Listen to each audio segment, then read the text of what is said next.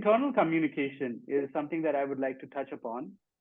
And that's about maintain equal and consistent communication, not just externally with your customers and prospects, but also internally with your employees, with all your departments, so that everyone is on the same page. They know what we are communicating to our clients. They know what, because whatever we communicate to our clients, whatever we promise to our clients, it needs to be delivered not just by you, but everyone else in your company. So it's important that everyone is aware of what we are promising and they become the stakeholders of fulfilling that brand promise. And that will make your work easier rather than trying to ensure that everyone is indirectly fulfilling the brand promise, right?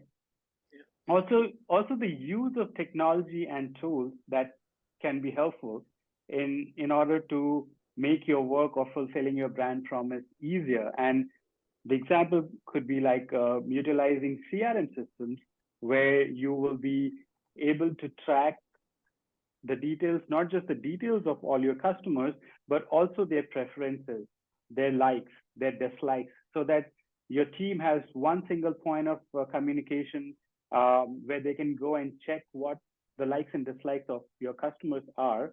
And the same CRM system could be used for email marketing as well, for showcasing your case studies and your success stories with your new clients as well.